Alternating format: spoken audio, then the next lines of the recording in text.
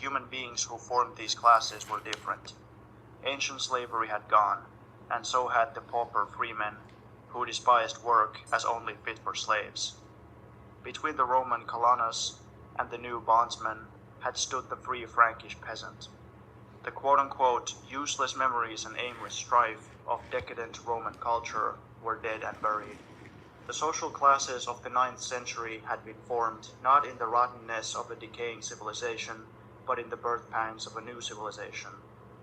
Compared with the Roman predecessors, the new breed, whether masters or servants, was a breed of men.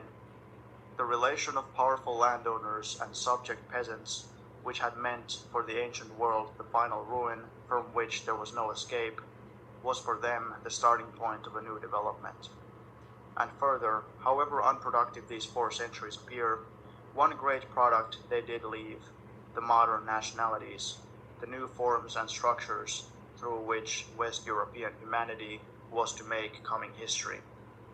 The Germans had, in fact, given Europe new life, and therefore the breakup of the states in the Germanic period ended not in subjugation by the Norsemen and Saracens, but in the further development of the system of benefices and protection into feudalism, and in such an enormous increase of the population that scarcely 2 centuries later the severe bloodletting of the Crusades was born without injury.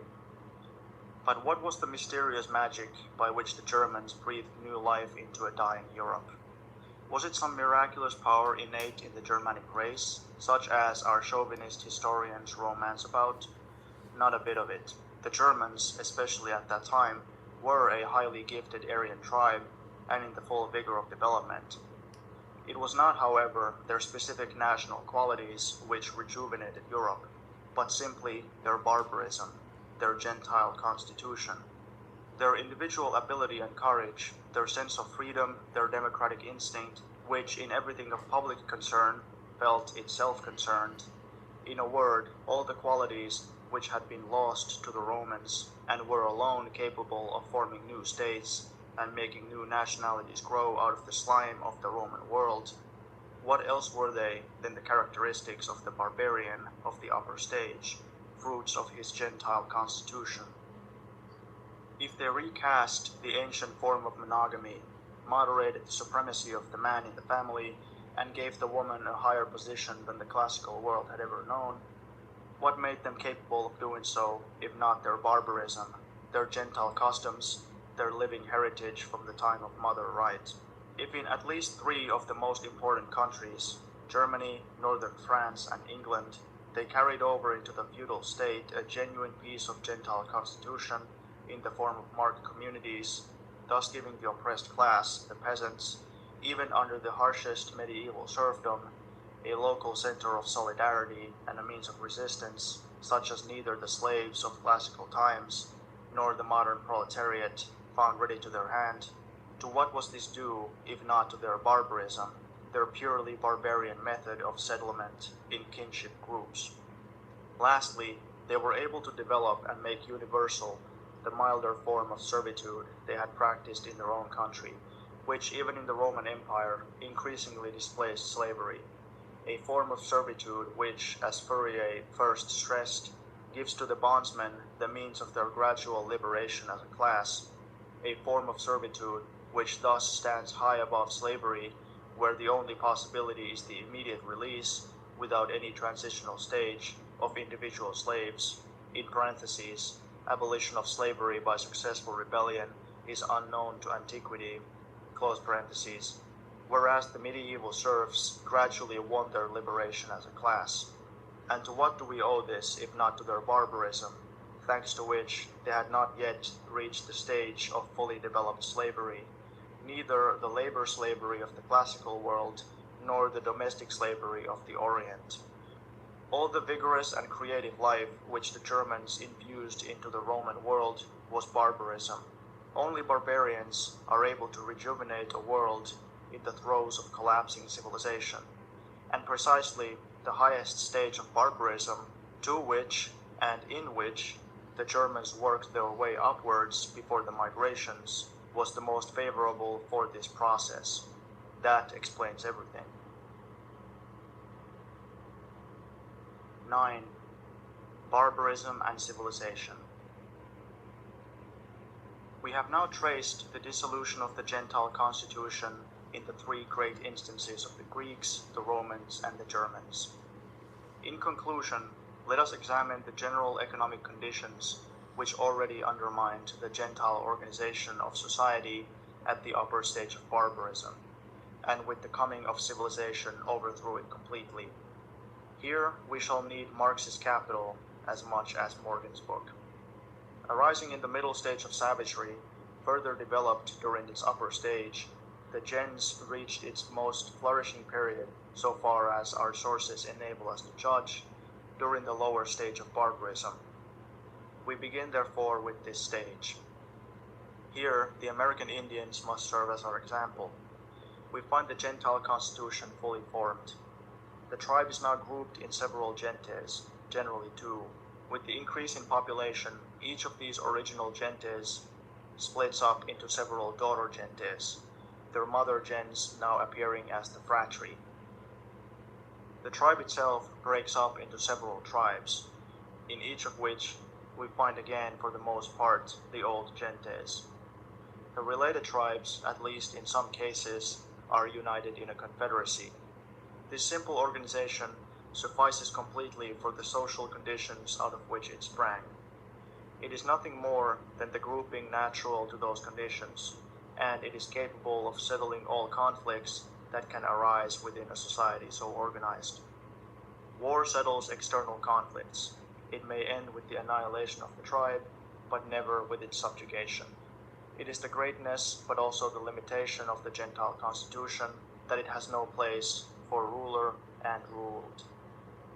Within the tribe, there is yet no difference between rights and duties. The question whether participation in public affairs, in blood revenge or atonement, is a right or a duty, does not exist for the Indian. It would seem to him just as absurd as the question whether it was a right or a duty to sleep, eat, or hunt. A division of the tribe or of the gens into different classes was equally impossible, and that brings us to the examination of the economic base of these conditions. The population is extremely sparse.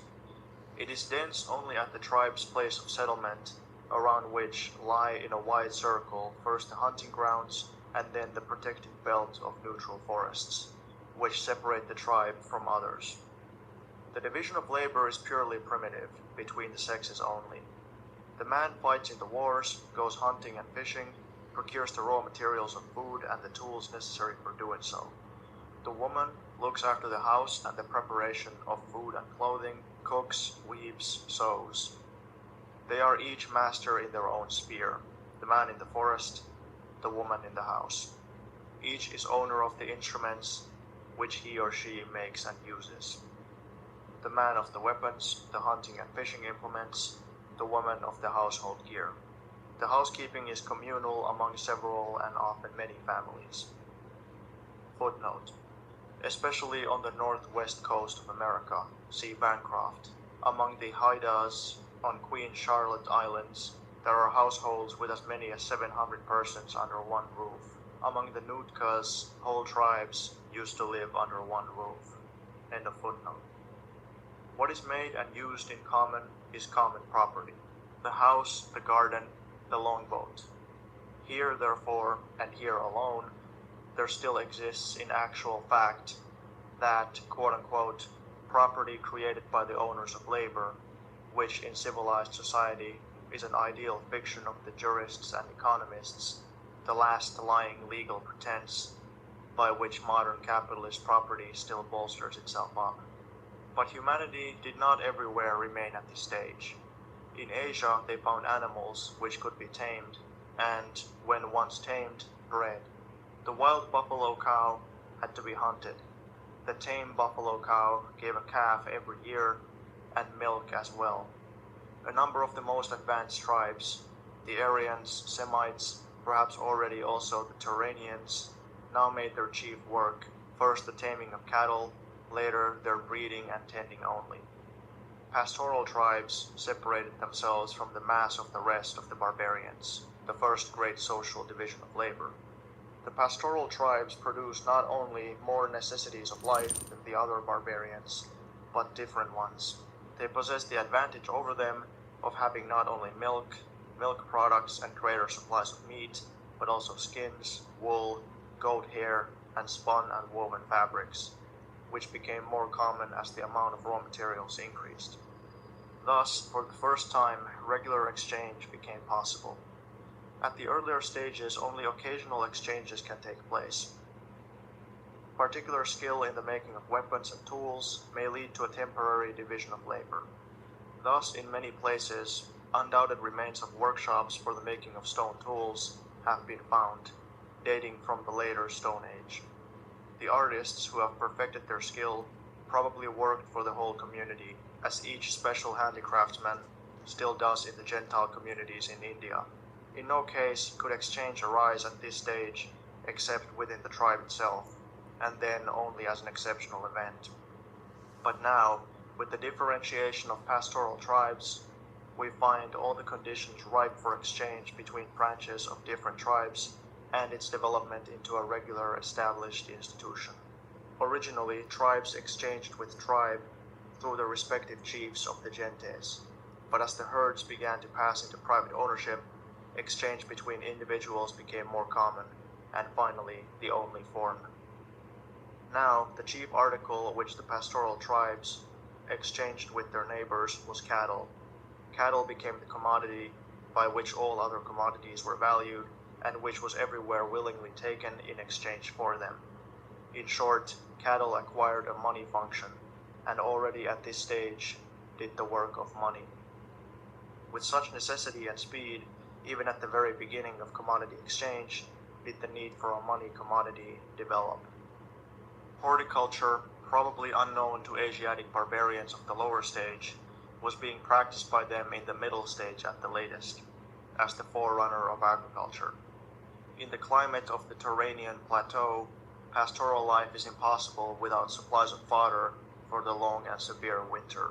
Here, therefore, it was essential that land should be put under grass and corn cultivated. The same is true of the steppes north of the Black Sea, but when once corn had been grown for cattle, it also soon became food for men. The cultivated land still remains tribal property. At first it was allotted to the gens, later by the gens to the household communities, and finally to individuals for use. The users may have had certain rights of possession, but nothing more. Of the industrial achievements of this stage, two are particularly important. The first is the loom, the second the smelting of metal ores, and the working of metals. Copper and tin and their alloy bronze were by far the most important. Bronze provided serviceable tools and weapons, though it could not displace stone tools. Only iron could do that, and the method of obtaining iron was not yet understood. Gold and silver were beginning to be used for ornament and decoration, and must already have acquired a high value as compared with copper and bronze. The increase of production in all branches, cattle raising, agriculture, domestic handicrafts, gave human labor power the capacity to produce a larger product than was necessary for its maintenance. At the same time, it increased the daily amount of work to be done by each member of the gens, household community, or single family. It was now desirable to bring in new labor forces. War provided them. Prisoners of war were turned into slaves. With its increase of the productivity of labor, and therefore of wealth, and its extension of the field of production, the first great social division of labor was bound, in the general historical conditions prevailing, to bring slavery in its train. From the first great social division of labor arose the first great cleavage of society into two classes, masters and slaves, exploiters and exploited. As to how and when the herd passed out of the common possession of the tribe or the gens into the ownership of the individual heads of families, we know nothing at present. But in the main, it must have occurred during this stage. With the herds and the other new riches, a revolution came over the family. To procure the necessities of life had always been the business of the man. He produced and owned the means of doing so. The herds were the new means of producing these necessities. The taming of the animals in the first instance, and their later tending, were the man's work. To him, therefore, belonged the cattle, and to him the commodities and the slaves received in exchange for cattle. All the surplus which the acquisition of the necessities of life now yielded fell to the man. The woman shared in its enjoyment, but had no part in its ownership. The quote-unquote savage, warrior, and hunter had been content to take second place in the house after the woman. The quote-unquote gentler shepherd, in arrogance of his wealth, pushed himself forward into the first place and the woman down into the second, and she could not complain. The division of labor within the family had regulated the division of property between the man and the woman. The division of labor had remained the same, and yet it now turned the previous domestic relation upside down, simply because the division of labor outside the family had changed. The same cause which had ensured to the woman her previous supremacy in the house, that her activity was confined to domestic labor, this same cause now ensured the man's supremacy in the house. The domestic labor of the woman no longer counted beside the acquisition of the necessities of life by the man. The latter was everything, the former an unimportant extra. We can already see from this that to emancipate woman and make her the equal of the man is and remains an impossibility so long as the woman is shut out from social productive labor and restricted to private domestic labor. The emancipation of woman will only be possible when woman can take part in production on a large social scale and domestic work no longer claims anything but an insignificant amount of her time. And only now has that become possible through modern large-scale industry, which does not merely permit of the employment of female labor over a wide range, but positively demands it, while it also tends towards ending private domestic labor by changing it more and more into a public industry. The man now being actually supreme in the house, the last barrier to his absolute supremacy had fallen. This autocracy was confirmed and perpetuated by the overthrow of mother right, the introduction of father right, and the gradual transition of the pairing marriage into monogamy. But this tore a breach in the old Gentile order. The single family became a power, and its rise was a menace to the gens. The next step leads us to the upper stage of barbarism, the period when all civilized peoples have their heroic age, the age of the iron sword, but also of the iron plowshare and axe. Iron was now at the service of man, the last and most important of all the raw materials, which played a historically revolutionary role until the potato. Iron brought the tillage of large areas, the clearing of wide tracts of virgin forests. Iron gave to the handicraftsmen tools so hard and sharp that no stone, no other known metal could resist them. All this came gradually. The first iron was often even softer than bronze. Hence, stone weapons only disappeared slowly, not merely in the Hildebrandslied, but even as late as Hastings in 1066, the final battle in the Norman conquest of England. The stone axes were still used for fighting. But progress could not now be stopped. It went forward with fewer checks and greater speed. The town, with its houses of stone or brick, encircled by stone walls, towers, and ramparts, became the central seat of the tribe, or the confederacy of tribes, an enormous architectural advance, but also a sign of growing danger and need for protection. Wealth increased rapidly, but as the wealth of individuals. The products of weaving, metalwork, and the other handicrafts, which were becoming more and more differentiated, displayed growing variety in skill. In addition to corn, leguminous plants, and fruit, agriculture now provided wine and oil, the preparation of which had been learned. Such manifold activities were no longer within the scope of one and the same individual. The second great division of labor took place, handicrafts separated from agriculture. The continuous increase of production and simultaneously of the productivity of labor heightened the value of human labor power. Slavery, which during the preceding period was still in its beginnings and sporadic, now becomes an essential, constituent part of the social system. Slaves no longer merely help with production, they are driven by dozens to work in the fields and the workshops. With the splitting up of production into the two great main branches, agriculture and handicrafts, arises production directly for exchange, commodity production. With it came commerce, not only in the interior and on the tribal boundaries, but also already overseas. All this, however, was still very undeveloped. The precious metals were beginning to be the predominant and general money commodity, but still uncoined, exchanging simply by their naked weight. The distinction of rich and poor appears besides that of freemen and slaves. With the new division of labor, a new cleavage of society into classes. The inequalities of property among the individual heads of families break up the old communal household communities, wherever they still had managed to survive, and with them the common cultivation of the soil by and for these communities. The cultivated land is allotted for use to single families, at first temporarily, later permanently. The transition to full private property is gradually accomplished, parallel with the transition of the pairing marriage into monogamy. The single family is becoming the economic unit of society. The denser population necessitates closer consolidation both for internal and external action. The confederacy of related tribes becomes everywhere a necessity, and soon also their fusion, involving the fusion of the separate tribal territories into one territory of the nation. The military leader of the people, Rex Basileus Eudans, becomes an indispensable permanent office. The assembly of the people takes form wherever it did not already exist. Military leader, council, assembly of the people are the organs of Gentile society developed into military democracy. Military, since war and organization for war, have now become regular functions of national life.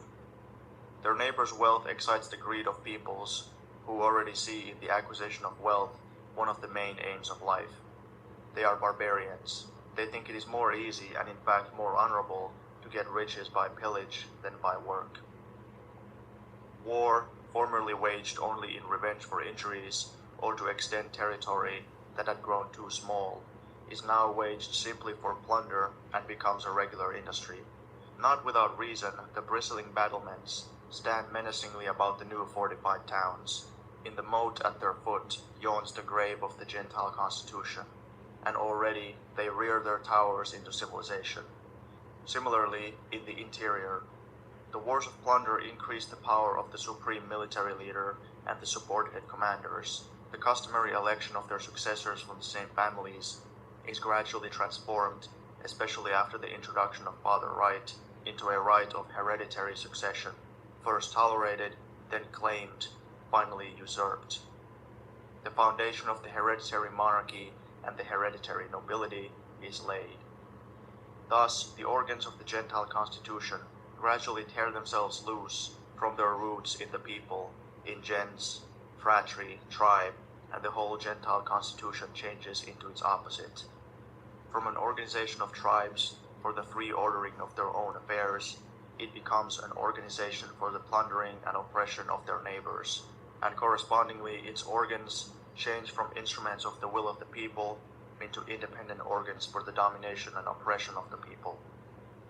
That, however, would never have been possible if the greed for riches had not split the members of the gens into rich and poor, if, quote, the property differences within one and the same gens had not transformed its unity of interest into antagonism between its members, unquote.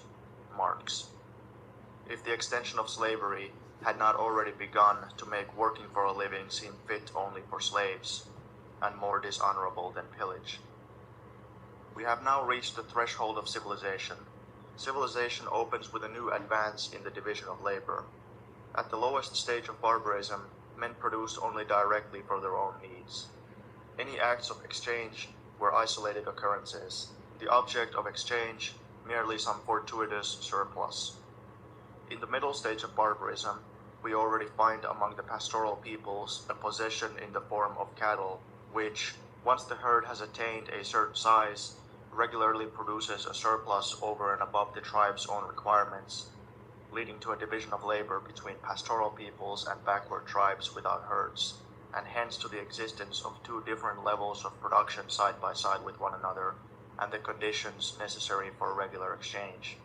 The upper stage of barbarism brings us the further division of labor between agriculture and handicrafts, hence the production of a continually increasing portion of the products of labor directly for exchange, so that exchange between individual producers assumes the importance of a vital social function.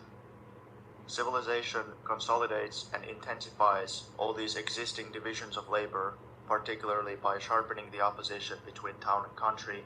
The town may economically dominate the country, as in antiquity, or the country the town, as in the Middle Ages, and it adds a third division of labor, peculiar to itself and of decisive importance.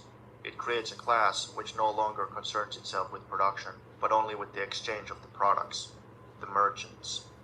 Hitherto, whenever classes had begun to form, it had always been exclusively in the field of production.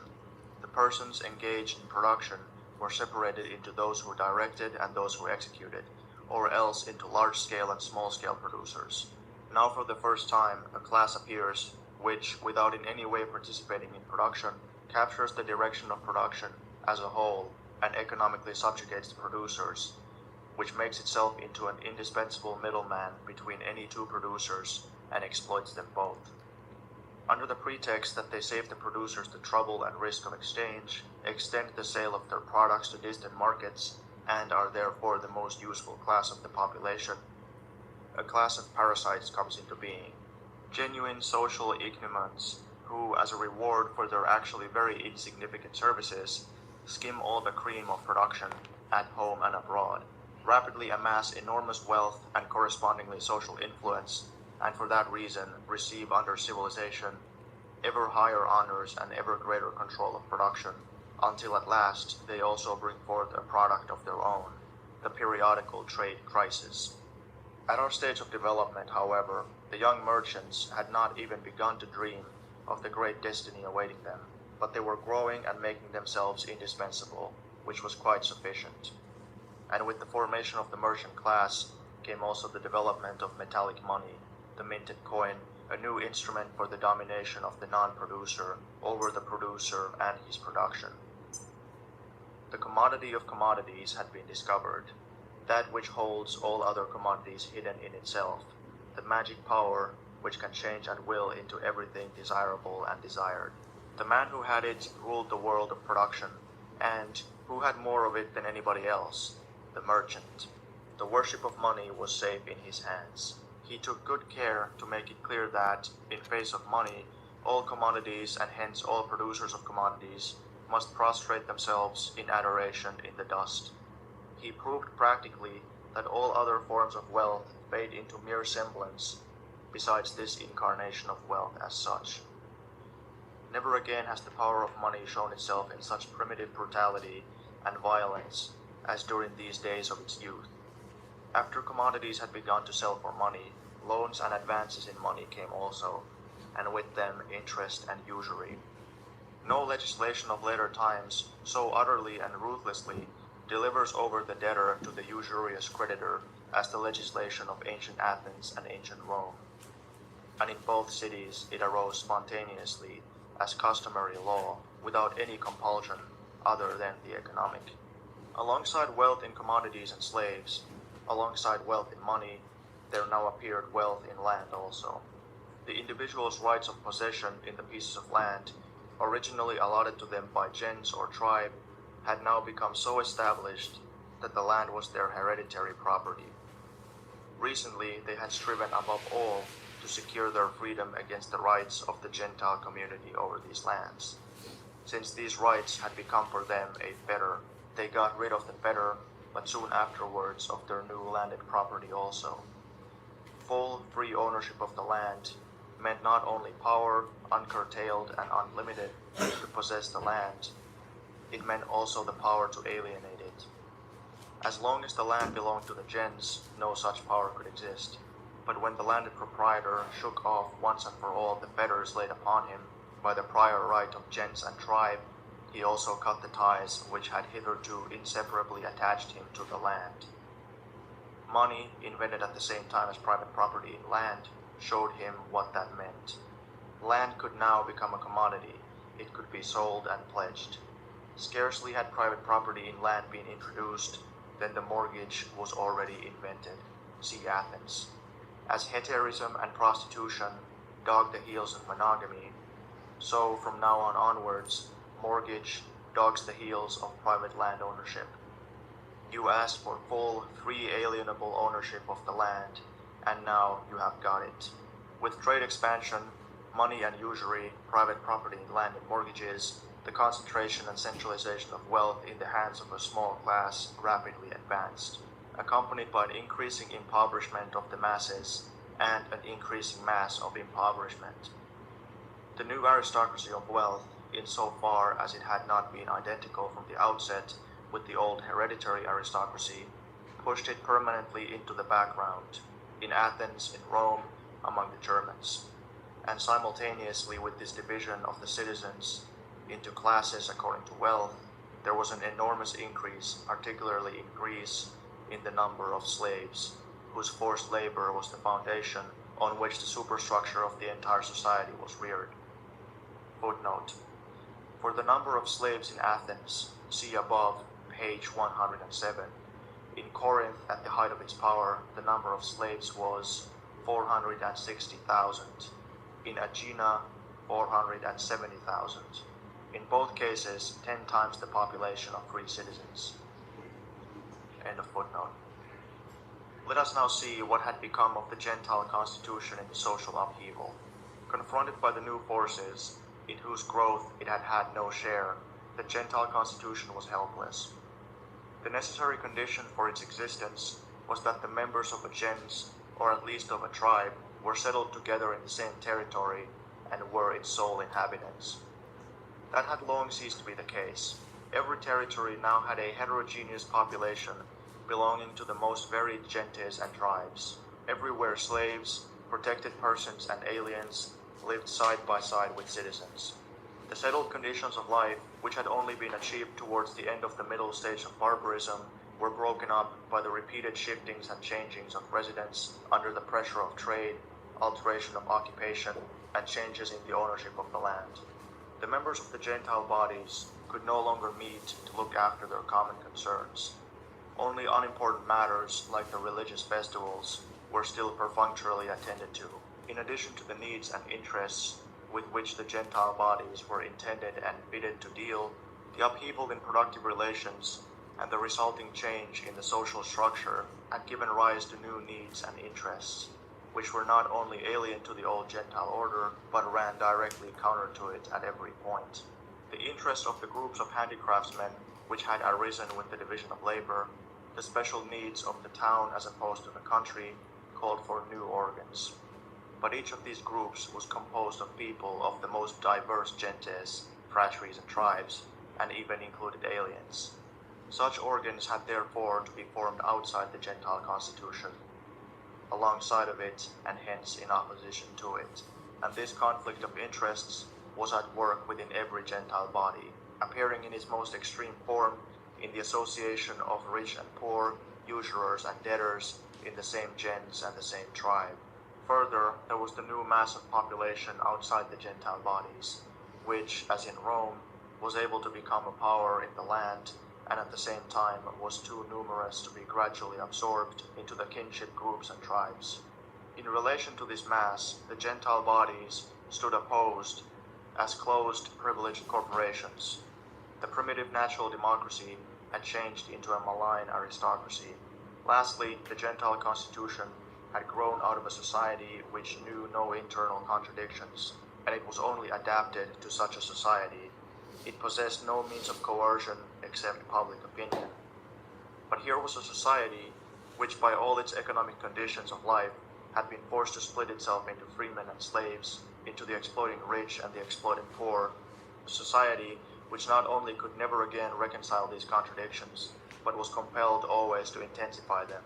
Such a society could only exist either in the continuous open fight of these classes against one another, or else under the rule of a third power, which apparently, standing above the warring classes, suppressed their open conflict and allowed the class struggle to be fought out, at most in the economic field, in the so-called legal form.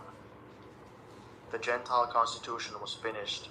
It had been shattered by the division of labor, and its result, the cleavage of society into classes. It was replaced by the state. The three main forms in which the state arises on the ruins of the Gentile constitution have been examined in detail above. Athens provides the purest classic form. Here the state springs directly and mainly out of the class oppositions which develop within the Gentile society itself. In Rome, Gentile society becomes a closed aristocracy in the midst of the numerous plebs who stand outside it and have duties but no rights. The victory of plebs breaks up the old constitution based on kinship and erects on its ruins the state, into which both the Gentile aristocracy and the plebs are soon completely absorbed. Lastly, in the case of the German conquerors of the Roman Empire, the state springs directly out of the conquest of large foreign territories, which the Gentile constitution provides no means of governing. But because this conquest involves neither a serious struggle with the original population, nor a more advanced division of labor, because the conquerors and conquered are almost on the same level of economic development, and the economic basis of society remains therefore as before, for these reasons, the Gentile constitution is able to survive for many centuries in the altered territorial form of the Mark constitution, and even for a time to rejuvenate itself in a feebler shape in the later noble and patrician families, and indeed in peasant families, as in Dithmarschen. Footnote. The first historian who had at any rate an approximate conception of the nature of the gens was Niebuhr, and for this he had to thank his acquaintance with the Dithmarschen families, though he was over hasty in transforming their characteristics to the gens. End of footnote. The state is therefore by no means a power imposed on society from without. Just as little is it, quote, the reality of the moral idea, unquote, quote, the image and the reality of reason, unquote, as Hegel maintains. Rather, it is a product of society at a particular stage of development. It is the admission that this society has involved itself in insoluble self-contradiction and is cleft into irreconcilable antagonisms, which it is powerless to exercise. But in order that these antagonisms, classes with conflicting economic interests, shall not consume themselves and society in fruitless struggle, a power, apparently standing above society, has become necessary to moderate the conflict and keep it within the bounds of order. And this power, arisen out of society, by placing itself above it and increasingly alienating itself from it, is the state. In contrast to the old Gentile organization, the state is distinguished firstly by the grouping of its members on a territorial basis. The old Gentile bodies, formed and held together by ties of blood, had, as we have seen, become inadequately large because they presupposed that the Gentile members were bound to one particular locality, whereas this had long ago ceased to be the case. The territory was still there, but the people had become mobile. The territorial division was therefore taken as the starting point and the system introduced by which citizens exercised their public rights and duties where they took up residence without regard to gens or tribe. This organization of the citizens of the state according to domicile is common to all states. To us, therefore, this organization seems natural. But as we have seen, hard and protracted struggles were necessary before it was able in Athens and Rome to displace the old organization founded in kinship. The second distinguishing characteristic is the institution of a public force, which is no longer immediately identical with the people's own organization of themselves as an armed power. This special public force is needed because a self-acting armed organization of the people has become impossible since their cleavage into classes. The slaves also belong to the population. As against the 365,000 slaves, the 90,000 Athenian citizens constitute only a privileged class. The people's army of the Athenian democracy confronted the slaves as an aristocratic public force and kept them in check. But to keep the citizens in check as well, a police force was needed, as described above. This public force exists in every state. It consists not merely of armed men, but also of material appendages, prisons and coercive institutions of all kinds, of which Gentile society knew nothing. It may be very insignificant, practically negligible, in societies with still undeveloped class antagonisms and living in remote areas, as at times in places in the United States of America. But it becomes stronger in proportion as the class antagonisms within the state become sharper and as adjoining states grow larger and more populous. It is enough to look at Europe today, where class struggle and rivalry in conquest have brought the public power to a pitch that it threatens to devour the whole of society and even the state itself. In order to maintain this public power, contributions from the state citizens are necessary. Taxes. These were completely unknown to Gentile society. We know more than enough about them today. With advancing civilization, even taxes are not sufficient. The state draws drafts on the future, contracts loans, state debts. Our old Europe can tell a tale about these too. In possession of the public power and the right of taxation, the officials now present themselves as organs of society, standing above society. The free, willing respect according to the organs of the Gentile constitution is not enough for them, even if they could have it. Representatives of a power which estranges them from society, they have to be given prestige by means of special decrees, which invest them with a peculiar sanctity and inviolability. The lowest police officer of the civilized state has more quote-unquote authority than all the organs of Gentile society put together, but the mightiest prince and the greatest statesman or general of civilization might envy the humblest of the Gentile chiefs, the unforced and unquestioned respect accorded to him, for the one stands in the midst of society, the other is forced to pose as something outside and above it. As the state arose from the need to keep class antagonisms in check, but also arose in the thick of the fight between the classes, it is normally the state of the most powerful, economically ruling class, which by its means becomes also the politically ruling class, and so acquires new means of holding down and exploiting the oppressed class. The ancient state was, above all, the state of the slave owners for holding down the slaves, just as the feudal state was the organ of the nobility for holding down the peasant serfs and bondsmen, and the modern representative state is the instrument for exploiting wage labor by capital. Exceptional periods, however, occur when the warring classes are so nearly equal in forces that the state power, as apparent mediator, acquires for the moment a certain independence in relation to both. This applies to the absolute monarchy of the 17th and 18th centuries, which balances the nobility and the bourgeoisie against one another, and to the Bonapartism of the First and particularly of the Second French Empire, which played off the proletariat against the bourgeoisie and the bourgeoisie against the proletariat. The latest achievement in this line, in which ruler and the ruled look equally comic, is the new German Empire of the Bismarckian nation. Here the capitalists and the workers are balanced against one another, and both of them fleeced for the benefits of the decayed Prussian cabbage junkers. Editor's note: cabbage junker, German Krautjunker, translated as country squire, but with pejorative overtones. End of editor's note.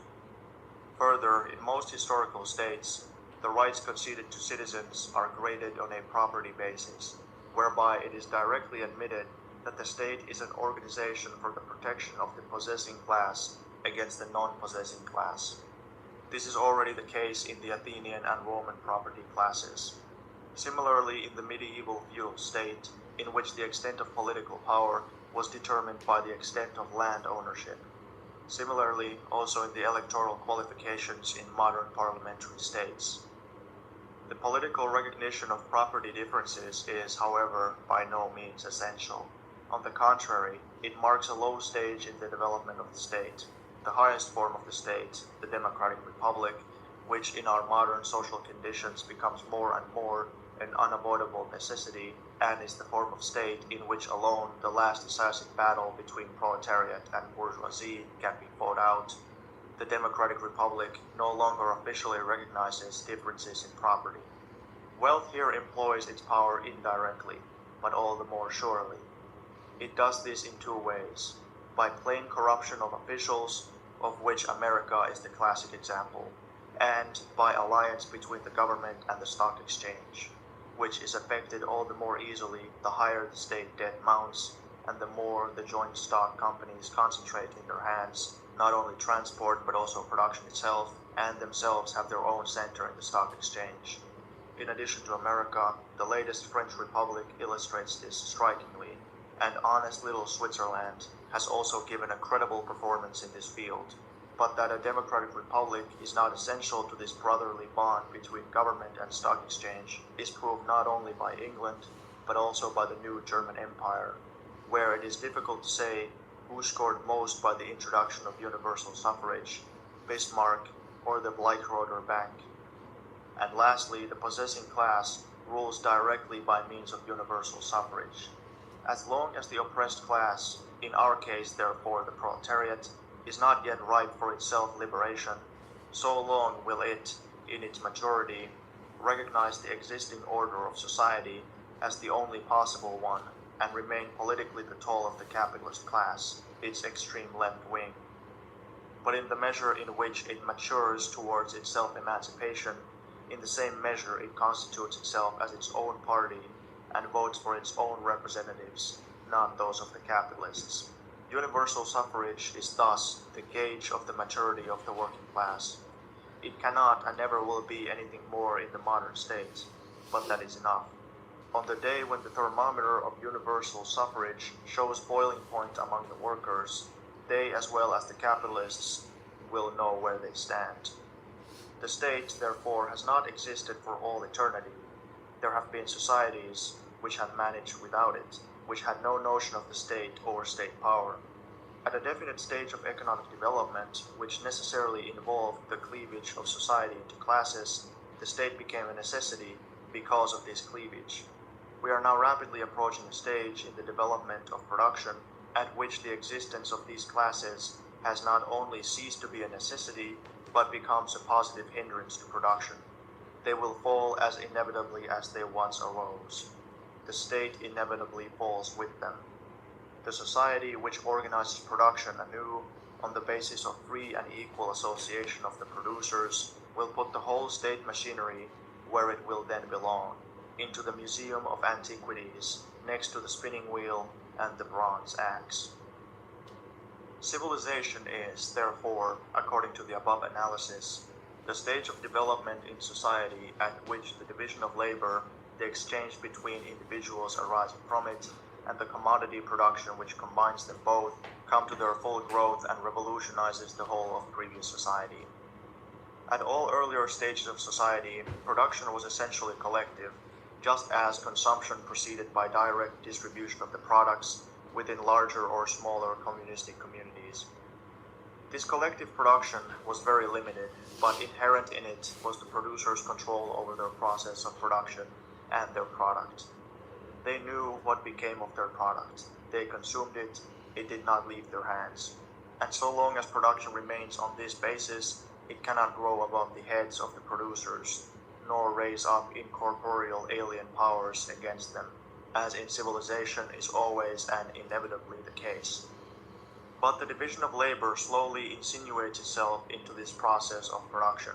It undermines the collectivity of production and appropriation, elevates appropriation by individuals into the general rule, and thus creates exchange between individuals.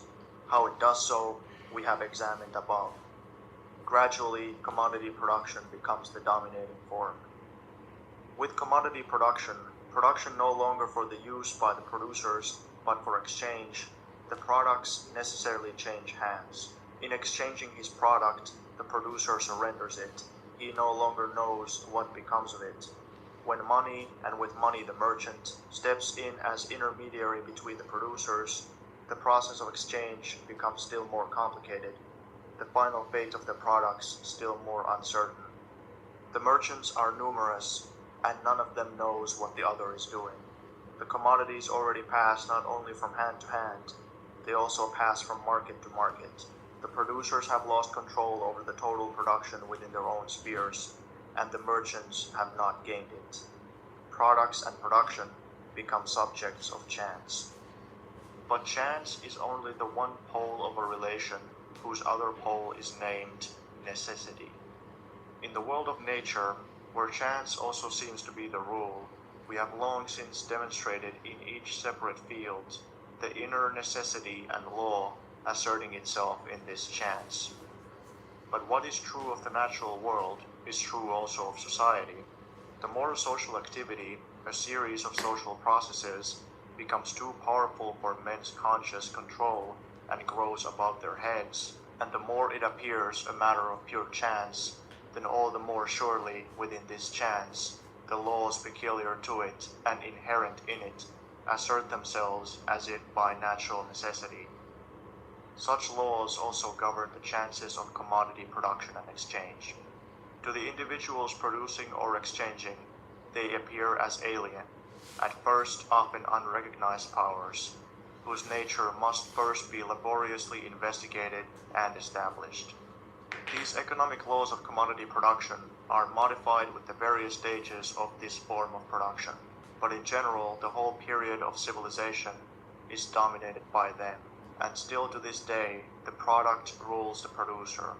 Still to this day the total production of society is regulated, not by a jointly devised plan, but by blind laws, which manifest themselves with elemental violence, in the final instance in the storms of the periodical trade crisis. We saw above how, at a fairly early stage in the development of production, human labor power obtains the capacity of producing a considerably greater product than is required for the maintenance of the producers, and how this stage of development was in the main the same as that in which division of labor and exchange between individuals arise. It was not long then, before the great truth was discovered, that man also can be a commodity, that human energy can be exchanged and put to use by making a man into a slave. Hardly had men begun to exchange, than already they themselves were being exchanged. The active became the passive, whether the men liked it or not. With slavery, which attains its fullest development under civilization, came the first great cleavage of society into an exploiting and an exploited class. This cleavage persisted during the whole civilized period. Slavery is the first form of exploitation, the form peculiar to the ancient world. It is succeeded by serfdom in the Middle Ages, and wage labor in the more recent period. These are the three great forms of servitude, characteristic of the three great epochs of civilization. Open and in recent times disguised slavery always accompanies them. The stage of commodity production with which civilization begins is distinguished economically by the introduction of 1. Metal money, and with it money capital, interest, and usury. 2. Merchants, as the class of intermediaries between the producers. 3. Private ownership of land and the mortgage system. 4. Slave labor as the dominant form of production, the form of family corresponding to civilization and coming to definite supremacy with its monogamy, the domination of the man over the woman, and the single family as the economic unit of society. The central link in civilized society is the state, which in all typical periods is without exception the state of the ruling class, and in all cases continues to be essentially a machine for holding down the oppressed, exploited class. Also characteristic of civilization is the establishment of permanent opposition between town and country, as basis of the whole social division of labor, and, further, the introduction of wills, whereby the owner of property is still able to dispose over it even when he is dead. This institution, which is a direct affront to the old Gentile constitution, was unknown in Athens until the time of Solon. In Rome it was introduced early, though we do not know the date. Footnote: the second part of Lassalle's System of Acquired Rights turns chiefly on the proposition that the Roman Testament is as old as Rome itself. that there was never in Roman history, quote, a time when there were no testaments, unquote. That, on the contrary, the testament originated in pre-Roman times, out of the cult of the dead. Lassalle, as a faithful Hegelian of the old school, derives the provisions of Roman law not from the social relations of the Romans, but from the speculative concept of the human will, and so arrives at this totally unhistorical conclusion. This is not to be wondered at in a book which comes to the conclusion, on the ground of the same speculative concept, that the transfer of property was a purely secondary matter in Roman inheritance. Lassalle not only believes in the illusions of Roman jurists, particularly of the earlier periods, he outdoes them. End of footnote. Among the Germans, it was the clerics who introduced it, in order that there might be nothing to stop the pious German from leaving his legacy to the church. With this as its basic constitution, civilization achieved things of which Gentile society was not even remotely capable, but it achieved them by setting in motion the lowest instincts and passions in man, and developing them at the expense of all his other abilities. From its first day to this, sheer greed was the driving spirit of civilization. Wealth and again wealth, and once more wealth. Wealth, not of society, but of the single scurvy individual. Here was its one and final aim. If at the same time the progressive development of science and a repeated flowering of supreme art drop into its lap, it was only because without them modern wealth could not have completely realized its achievements. Since civilization is founded on the exploitation of one class by another class, its whole development proceeds in a constant contradiction. Every step forward in production is at the same time a step backwards in the position of the oppressed class, that is, of the great majority.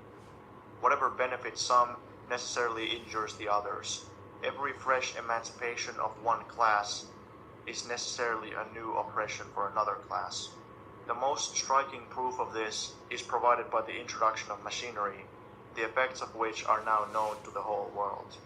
And if among the barbarians, as we saw, the distinction between rights and duties could hardly be drawn, civilization makes the difference and antagonism between them clear even to the dullest intelligence by giving one class practically all the rights and the other class practically all the duties.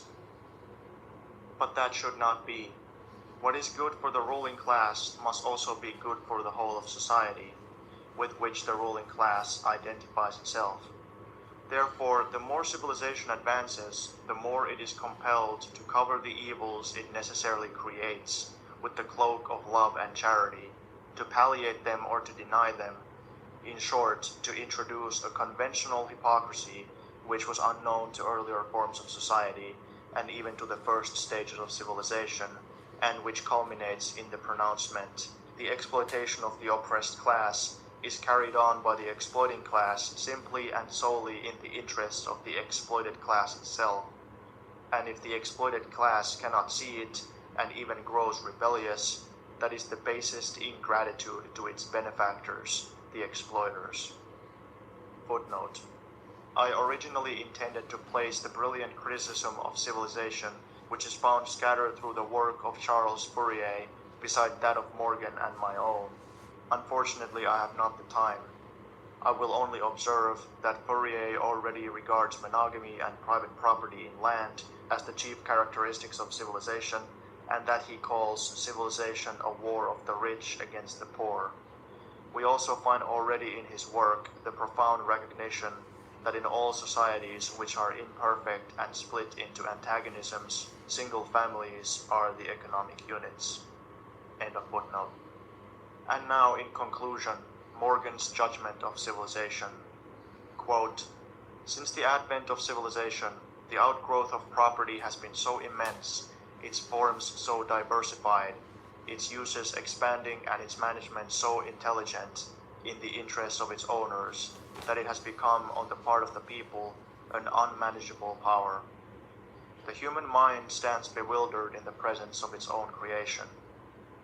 The time will come, nevertheless, when human intelligence will rise to the mastery over property, and define the relations of the state to the property it protects, as well as the obligations and the limits of the rights of its owners. The interests of society are paramount to individual interests, and the two must be brought into just and harmonious relations. A mere property career is not the final destiny of mankind if progress is to be the law of the future as it has been of the past. The time which has passed away since civilization began is but a fragment of the past duration of man's existence, and but a fragment of the ages yet to come. The dissolution of society bids fair to become the termination of a career of which property is the end and aim, because such a career contains the elements of self-destruction.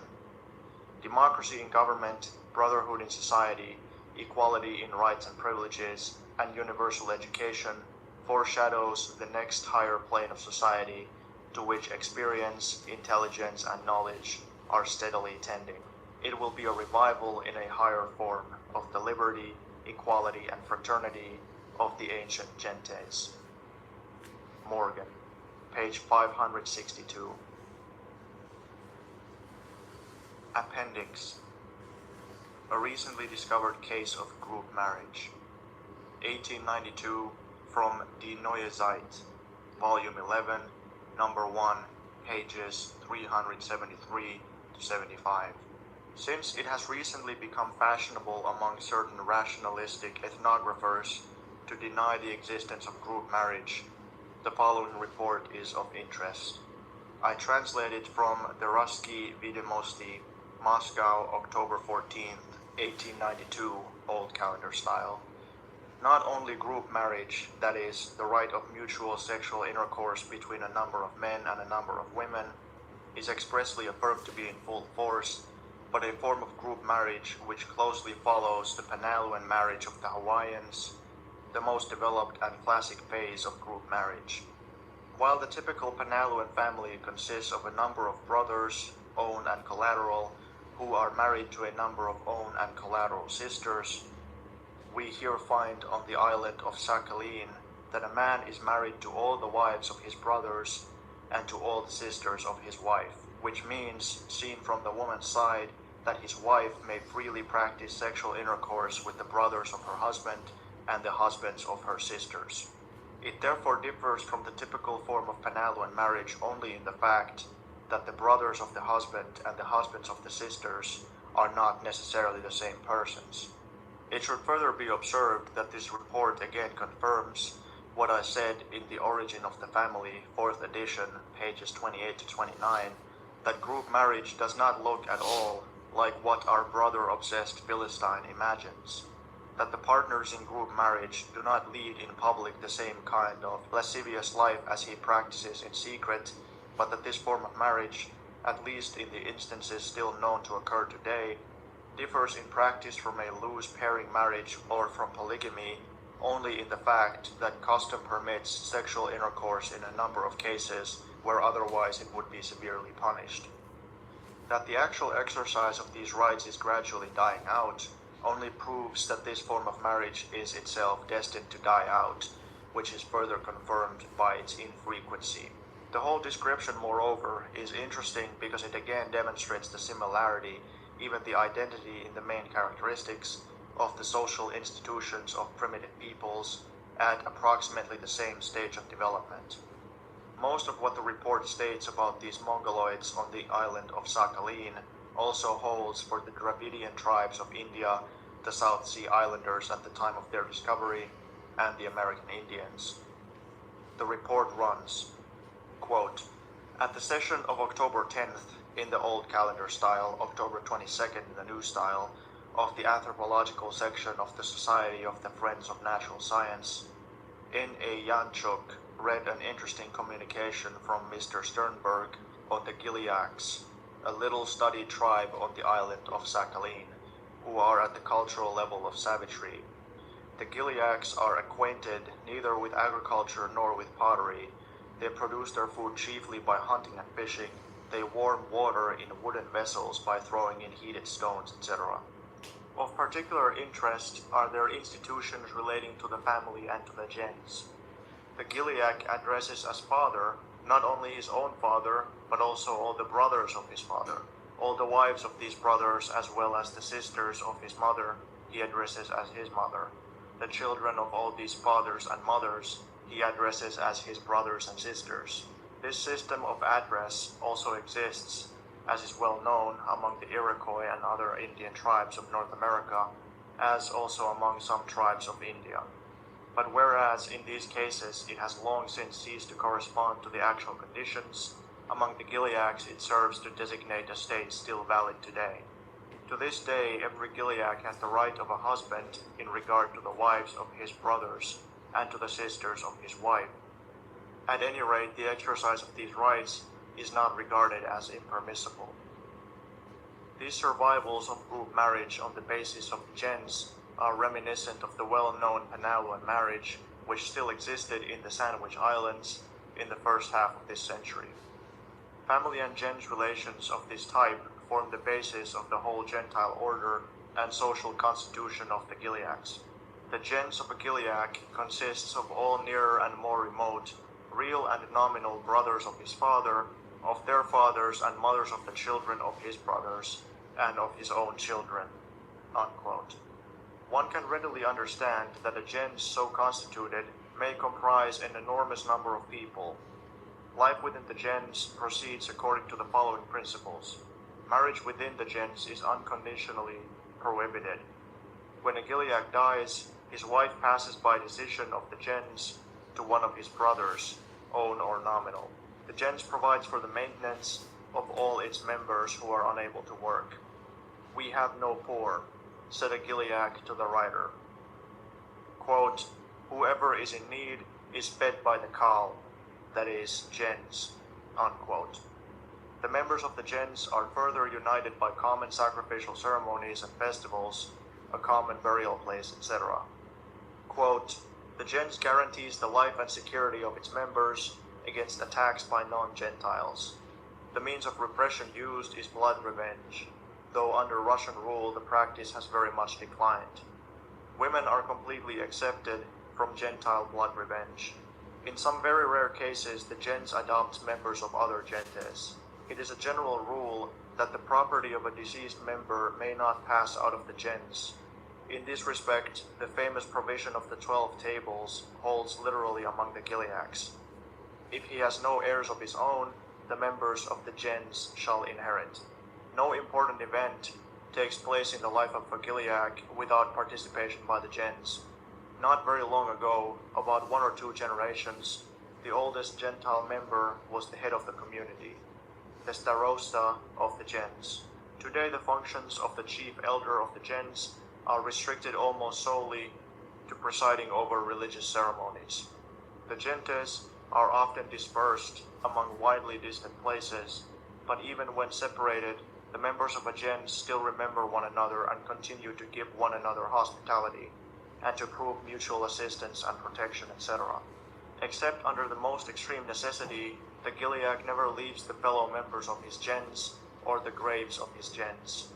Gentile society has impressed a very definite stamp on the whole mental life of the Gileacs, on their character, their custom, and institutions.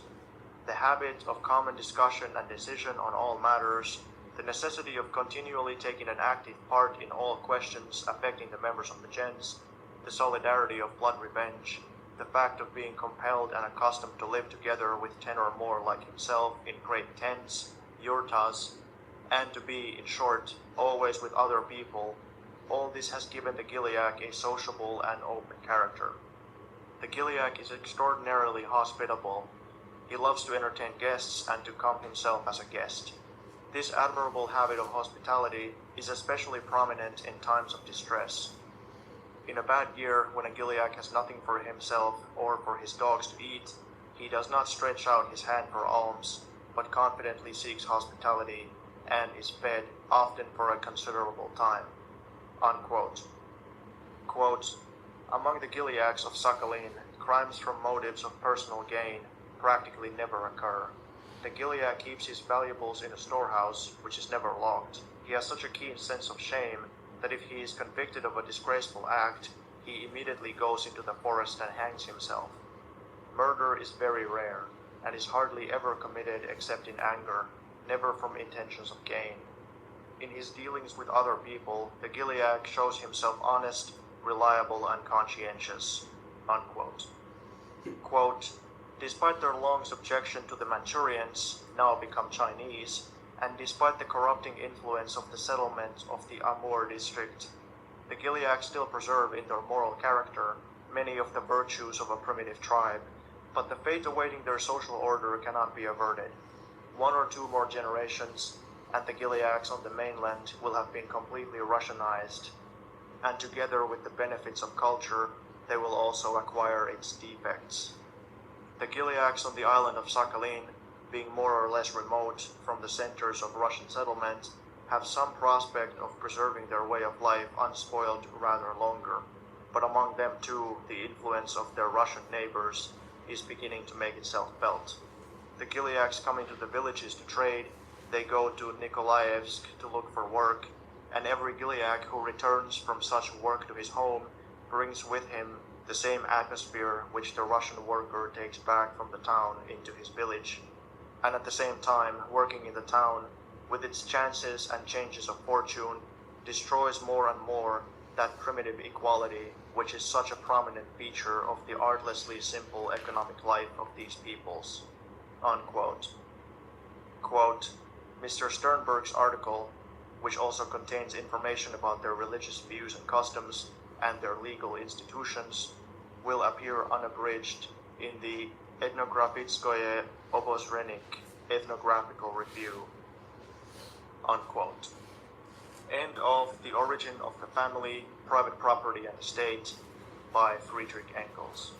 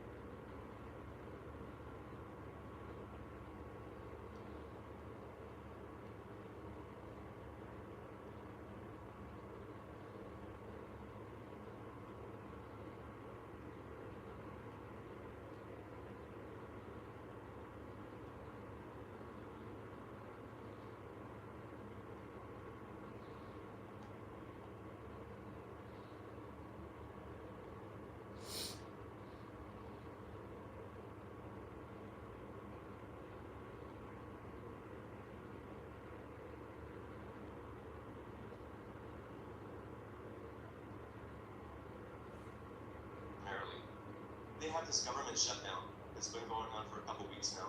750,000 federal workers are receiving no paycheck.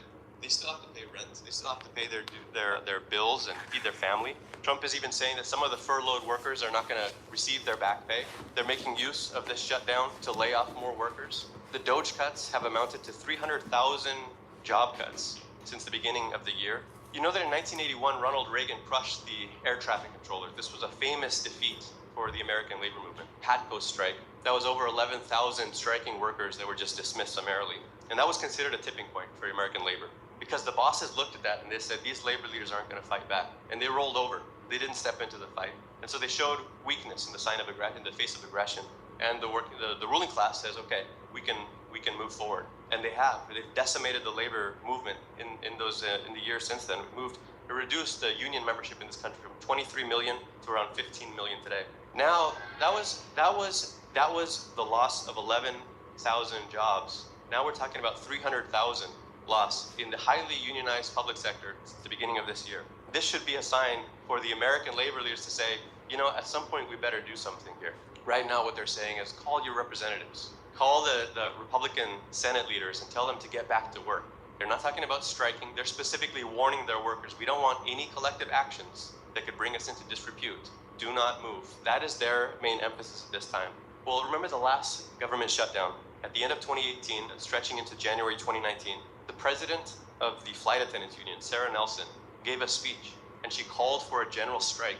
And by uttering that phrase, she changed the situation, because the ruling class hasn't heard labor leaders speak like that for generations. and suddenly the workers hear that. You have huge stickouts of thousands of airline workers. There's flights begin to be canceled, and immediately Trump backtracks. That's exactly the way to solve this shutdown today. If they were to move and mobilize their forces, and there's no shortage of issues to warrant that kind of mobilization.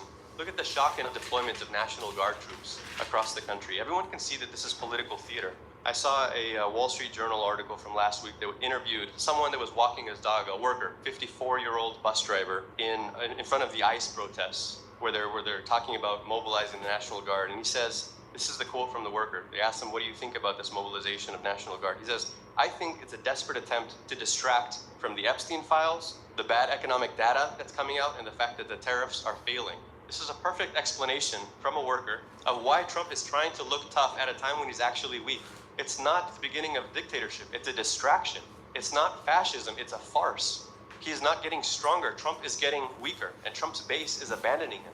On every single issue, his policies are backfiring. He's getting negative approval ratings on, there have been polls of this. In handling of crime, he's underwater by 7 points. After all the shock and awe of the ICE raids, his handling of immigration is underwater by 8 points. After all this promise of the golden age of economic prosperity, his rating for jobs in the economy has been negative 22 points. And probably the most important factor is inflation. That's probably the thing that tipped him over in 2024 in the victory against Biden. That's received the lowest approval rating of any issue, negative 34 points. So he sends in the troops to distract and to intimidate, and yet the locals in DC, they call them the National Gardeners, because they're deployed on beautification missions to pick up trash and to plant flowers. A Major General, Randy Manner, said that this is very deflating for the soldiers. One of the guardsmen said, we're approaching critically low morale. It's falling fast. Now the Democrats, they're rubbing their hands together with every move that Trump makes because they're hoping that this is going to help them in the midterms, but they're playing the same game. They punt this issue to the courts and they say, Trump is breaking the Constitution, but do they have any intention of fighting for the American working class? Do the Democrats say that the Republicans are going to cut healthcare? Do they have any intention of passing any kind of policy that's actually going to give access to healthcare for the 100 million Americans who can't afford it right now? They have no intention of changing anything. They're playing the same game. But what we're saying with class politics is there is another force. You have two parties of the ruling class, and then you have a much more powerful force that isn't finding a political expression, a third force, the decisive force, the working class. Just imagine if the labor leaders were to have a press conference and say, Trump is using the National Guard deployments to distract from the collapsing economic conditions, from his attacks on the working class, from these mass layoffs, from his attacks on the healthcare system. This is an attack on the working class. This is a working class issue, and we're going to mobilize the forces of organized labor across the country. We still have 15 million union members across the US. At this time when organized labor is facing an existential crisis, where are the calls for mass demonstrations, for strike action, for rallies, for workplace meetings? The unions have 70% approval and have had historically high approval ratings for the last 5 years. This would be the perfect time to mobilize those forces. Imagine the massive support that they would unleash across the country if they came out swinging and said, we're going to fight back now. You have a crisis of leadership. There is a desperate vacuum of leadership. The working class is more powerful and actually more angry than ever before. That discontent has been building for decades. You have this universal rejection of the status quo, and it's looking for an outlet. And so far, the left has been completely ineffective at tapping into this. And this is the reason that you've had the rise of right populists. Right-wing demagogy has been the only organized force that's been tapping into this discontent and saying, you're right, your life is getting harder, society's on the wrong track, we're going to turn around. And they channel it into reactionary anti-immigrant sentiment and say that is the problem, that is the reason that your life is getting worse. They're using it to confuse and to divide. But so much of the anger that's fueling right populism, it's economic class discontent, pure and simple. This is not a mass movement of racists or fascist reaction. This is the rejection of a dominant status quo that has led to declining standards of living for decades, for economic stagnation. Most Trump voters don't want a culture war. They're not clamoring for ICE raids. They want better jobs, better working conditions. And that's why we don't fear MAGA. We don't fear right populism. We don't accept the culture war framing of it that says MAGA is the enemy. We don't accept the liberal alarmist attitude that says this is the beginning of a dictatorship. We explain we live under bourgeois democracy. This is a dictatorship of the rich already. The ruling class is the enemy. The capitalists, the bankers, the billionaires are the enemy. Their political parties, their institutions, their media are the enemy. And this is another element that separates us, the Revolutionary Communist International, from the prevalent outlook on the left that treats this global phenomenon of right populism as a rightward shift in society. We've explained, look where this right populist phenomenon is going internationally. Look at you can see the rise of it, but where is it headed? These forces are going to get into power in country after country, and they're going to preside over a collapsing system. Italy shows where things are going to look a few steps down the road. If anything, Meloni's government is a more direct descendant of the Italian fascist movement, Fratelli d'Italia. She came into power with 16% support from the electorate. And now she's overseeing a government that's hated, an economy that is completely stagnant. There's no investment in industry. People are losing their jobs. The government is forced to implement austerity while billions are spent on rearmament. And you have a massive movement of the working class. This is the direction that this entire process is headed. You have the same process of decline throughout the West. And this mass movement of last weekend shows the real mood of the working class and of the youth that are looking for an outlet. Comrades might remember that a few months ago we published an issue of The Communist that had the headline, American Youth Want a Revolution. And this was based on an international Gallup poll of the countries that have the highest levels of youth discontent. At the top of the list were Greek youth. 87% of young people in Greece say they have no confidence in the national government or the ruling institutions. Next in line was Italian youth. 68% said the same thing. And in third place, higher than any other country on earth, is US youth, 66.1%. They have no confidence in this government. The US working class, US youth, US public opinion, it's not lagging behind. It's just faced with a crisis of leadership that's not giving an expression. It's not showing how to mobilize, how to capture this anger, what to do about it. That is the thing that is holding it back. And if you look at what's happened in Italy now, we're celebrating this massive display of working class power, but that's not the end goal. I mean, what is needed right now in Italy is a massive force that says, okay, block everything, but what now? How do we bring down the Meloni government? How do we bring down these imperialist governments throughout Europe? What is the next step to this? We need a massive force with a presence in those workplaces that have been mobilizing that can explain a working class program, how to channel this discontent into an actual revolutionary uprising. You need a cadre organization. And having a mass movement like this doesn't immediately solve the problems for our Italian comrades. They've sold 5,000 papers in those demonstrations last Friday. Those kinds of events are coming for the US, and that kind of public audience, that kind of demand for perspectives is already present. We see it everywhere we go. But we need cadres that can explain what is happening, what is the nature of this revolutionary epoch, what do we mean by this crisis of capitalism. Lenin's entire strategy, the forging of the Bolshevik Party, was based on explaining that this is not just an organizational task of gathering people together. It's not just the numbers. It is an ideological task of clarifying in the minds of those cadres the philosophy, the philosophical foundation of a Marxist worldview.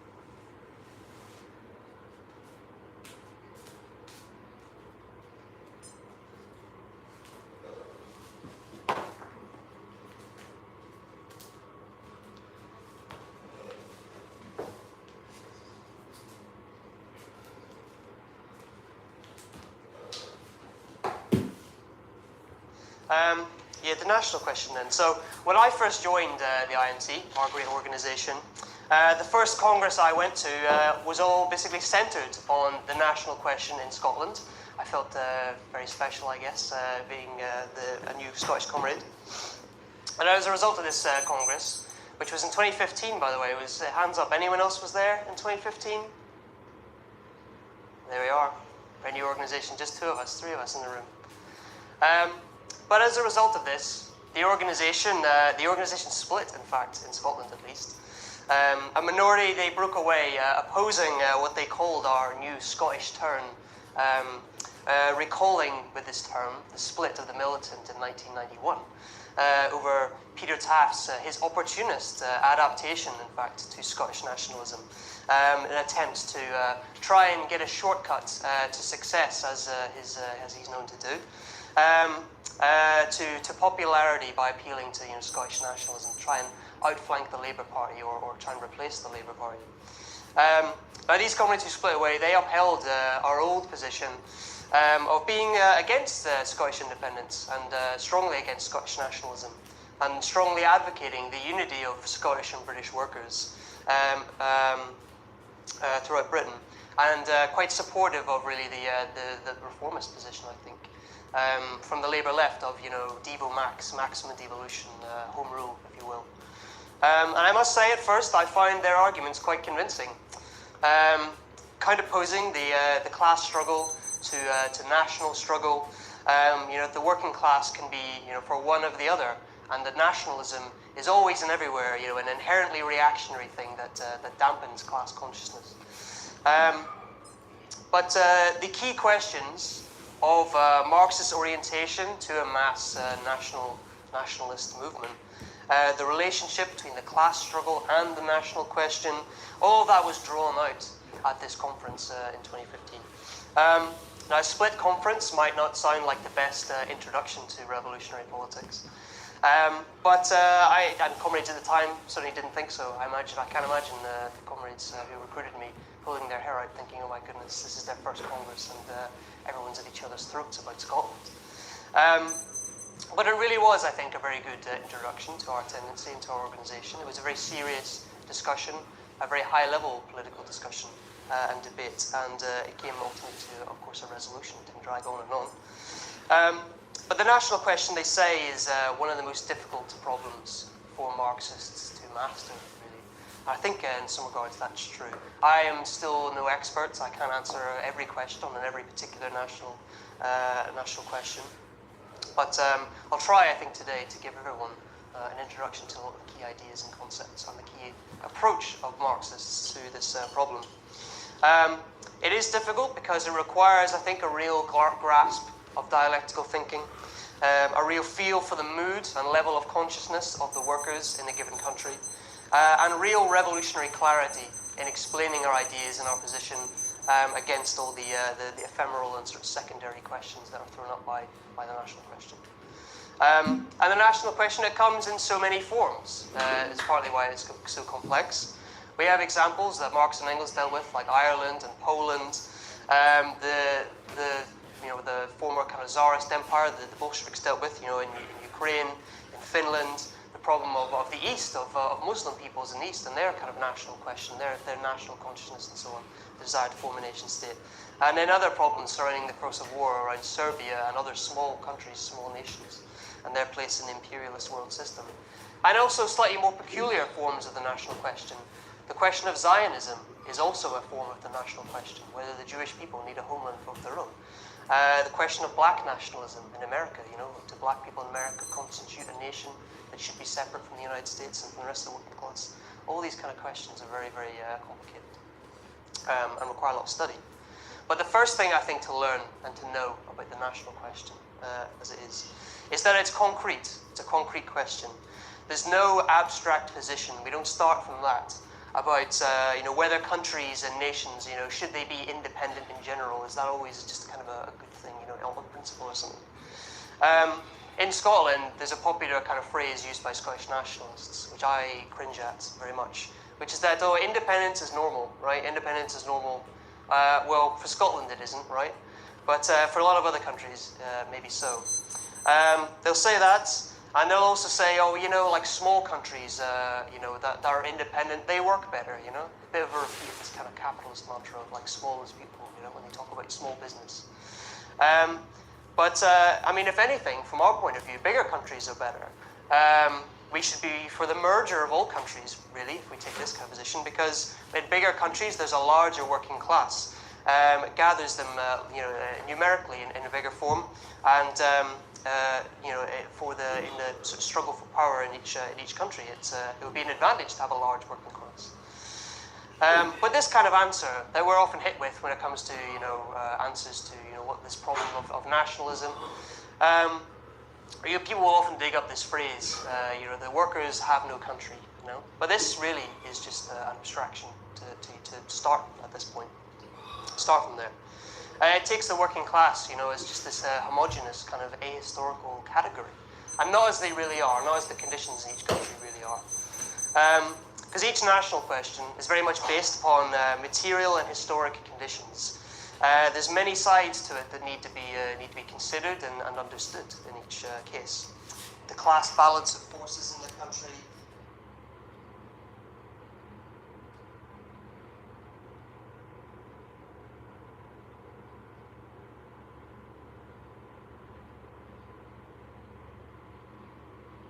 Buildings opening up. The Soviet Union had collapsed, and the ruling class saw this as the final victory of capitalism, the dawn of a new golden age. This is really all there is. To the extent that you have huge unemployment, it's for recent college grads, particularly computer science. I mean, that's where you have this slowdown. For the first time, recent college graduates now have a higher unemployment rate than the general population. Recent college grads, those that spent years and tens of thousands of dollars to educate themselves and follow the rules with the hopes of doing something productive, society has no need for them and can't find a place for them. They're the most desperate layer of society now. They're the ones that can't find a place to get plugged in with the market. What does that tell you about American capitalism? Can't find a role for them. I mean, large numbers of young, educated workers with no future and no prospects is an explosive ingredient. On a global scale, capitalism has exhausted its potential to move humanity forward. But that doesn't mean that you can't have pockets of development. That stagnation isn't one homogeneous picture. You can still have areas where there's unevenness. And primarily what we see is stagnation in the West, the part of the world that used to dominate global capitalism. The fact that you have the most symptoms of stagnation and decline happening in the Western world, starting with the US, has huge implications for the radicalization that's producing our layer, millions of people that are drawing conclusions. But another way to kind of look at this sort of Western world, which feels like kind of a vague or fuzzy term, is the OECD countries. There's 38 of them. They're regarded as the high-income countries, the really developed countries. The OECD was a successor to the countries that received Marshall Aid in Europe. Originally, it was in 1948, it was the Organization for European Economic Cooperation. And then since then, it's expanded to include basically any other high-income country that's developed, along with the rules of US imperialism. So it became the OECD in 1961 as countries that were committed to democracy and to market economies. This is the GDP growth, annual growth for the OECD members. Now you can see there was two catastrophic dips here. The second one kind of distorted the line because it was a big upswing post-pandemic. But the direction of the line, I hope, is pretty clear, that it's one where the growth rates in the 1960s were above 5%. Throughout the 60s, the average growth rate was 5.3% for the OECD countries. In the 70s, 3.6%. In the 80s, it dipped below 3%, it was 2.97%. In the 90s, 2.6%. I mean, continually, the average was falling. And since the 2000, last 25 years, it's been 1.8% average growth rate. The last 5 years, 1.7. I mean, it's really quite a linear decline in terms of the economy. Another thing to point out is that annual growth in GDP doesn't mean that revolution or class struggle are ruled out by any measure. Indonesia has had a 5% annual GDP growth rate for a decade, far higher than anything in the West. And yet poverty has also grown since 2018 by 38%. It's not just like the rate of growth. What gave capitalism its justification was the development of the productive forces. The exploiters are extracting surplus value from the working class, but they're taking a portion of it and plowing it back into production. That's what justified capitalism. That's what creates the improvement in machinery, productivity, efficiency, the global market through global division of labor. Today, you can track this with gross capital formation. Sounds like kind of a technical term, but here's exactly what gross fixed capital formation means. It measures the total value of investments in fixed assets, machinery, buildings, and equipment that are used in the production of goods and services for more than 1 year. It indicates how much new value is being invested in the economy's future productive capacity. So it's actually a pretty accurate measure of precisely what we're talking about. Are the countries investing in the means of production? Well, here's the gross fixed capital formation of the OECD countries. This is since 1970. The last one was as well. But as you can see, a very clear downward trend. The share of the economy that's being invested back into production, creating jobs, creating more efficiency, has been in a steady decline for more than 50 years. Here's gross fixed capital formation in China. You can see it's almost a mirror opposite. I mean, it's a remarkable uptick. And for the last 15 years, it's averaged 42% of their GDP. 4 out of 10 RMB that the economy is generating is being plowed back into production in developing high technology, research, technique, building new plants, and so on. I'm pointing out all these technical charts and processes because I think this is the basic story that we should keep in mind when we're talking about the balance of forces, the balance of power in the US. These are really broad strokes, but the basic thing is that these are the symptoms of capitalism's exhaustion. It's not developing the productive forces. And then you have these pockets where you have massive investment taking place. But this also means that the US is facing a rivalry that it's never on a scale that it has never faced before. You think about the rivalry that characterized the last century between the US and the Soviet Union. By purchasing power parity, at its peak, the Soviet Union reached 60% of the size of the US economy. That's the highest it ever got. And with that, that was the existential rivalry that gripped the US ruling class and the Red Scare and their mortal threat. The whole fear behind the Cold War was there's this power that could challenge us. That was because they had reached a point of 60%. The Chinese economy has grown to 130% of what the US is. It's already been surpassed. In the last 5 years, China produced 12 times as much steel, 3 times as many cars as the US, twice as much electricity. This has never happened. The US has never been surpassed like this industrially or economically before. And that's why this is such a historic turning point. And for the ruling class, it really is an existential, the degree of panic and the implications that are now kind of sinking in for the West are an existential threat.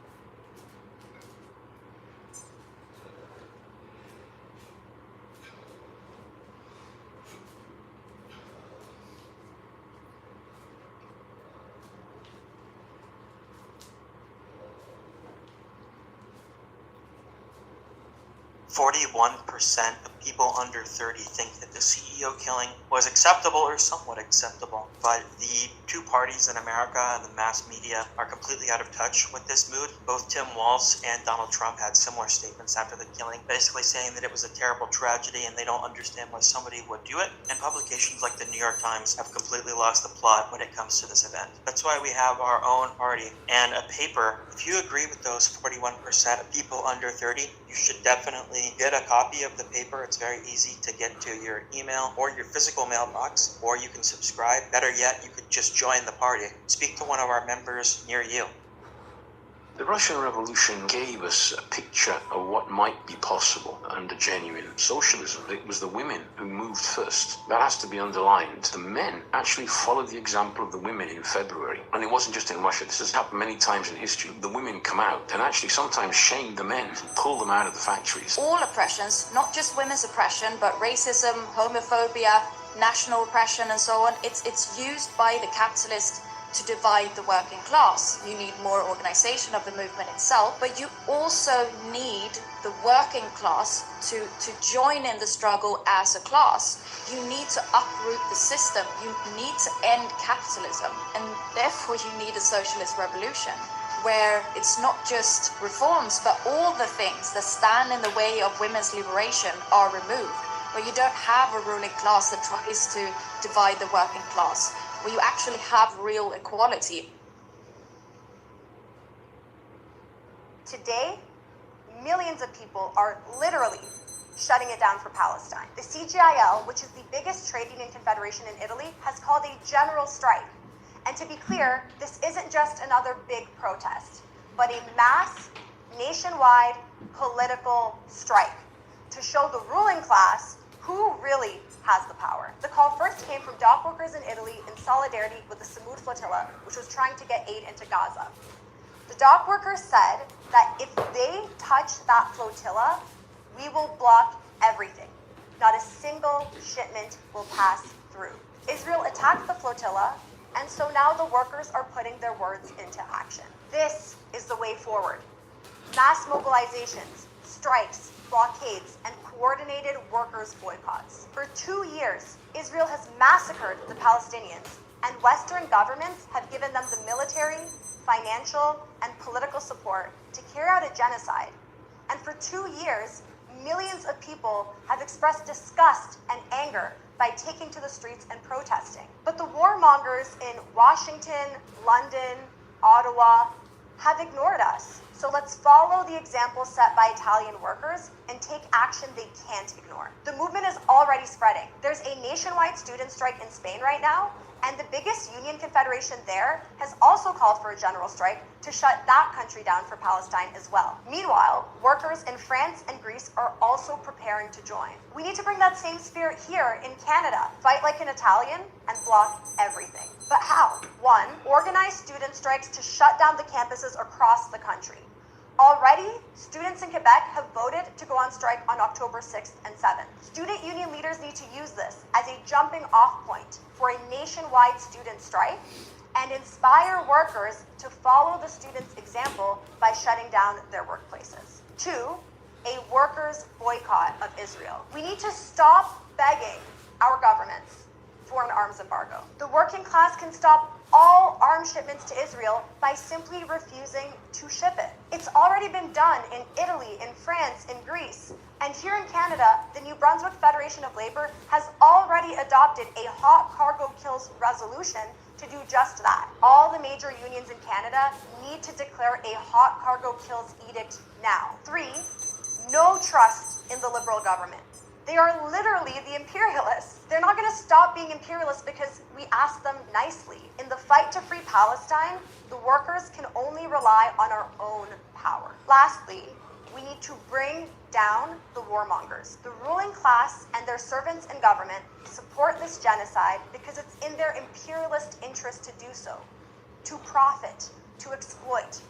They're irreconcilable enemies of the Palestinian people, but also of ordinary people here in Canada. Just last week, Carney and the Liberals announced that they're laying off 20,000 postal workers. This government is also planning on cutting $500 billion in spending on services. Why? So they can double the military budget. That's their plan. To free Palestine and to also free ourselves, we need to bring down the warmongers and dismantle their system.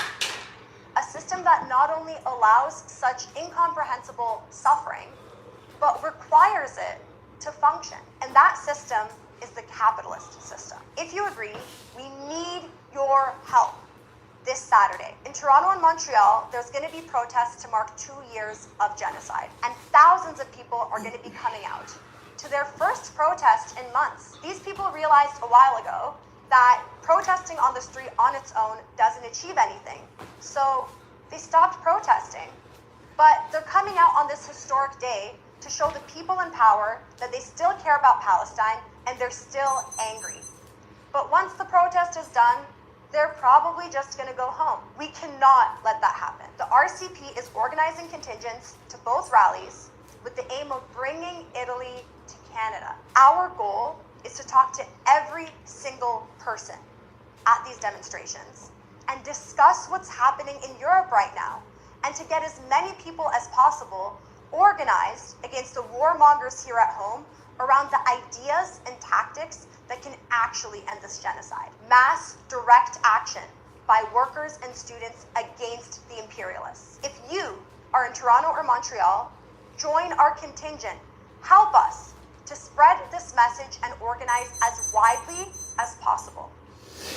It is not uncommon to encounter skepticism or even extreme pessimism about the possibility of a socialist revolution in the United States of America. We hear things like, I agree that we need a socialist revolution, but that's never going to happen in America. Or, isn't the American working class too privileged to revolt? Given decades of ideological onslaught against communism and socialism in schools and in the media, and the effects of the post-World War II economic boom, which temporarily blunted class consciousness for an entire historical period, it is easy to assume that the US will remain capitalist forever. But the tide is now turning, and it must be emphasized that even the most powerful imperialist power on Earth is not immune to the laws of the class struggle. Throughout history, revolutions have exploded in what seem to be the most unlikely places. In 2011, the Arab Spring started in Tunisia, which only a few months earlier had been deemed a model country by US imperialism. In 1978, the CIA considered Iran as the most stable country in the Middle East, not long before the Shah was overthrown in the 1979 Iranian Revolution.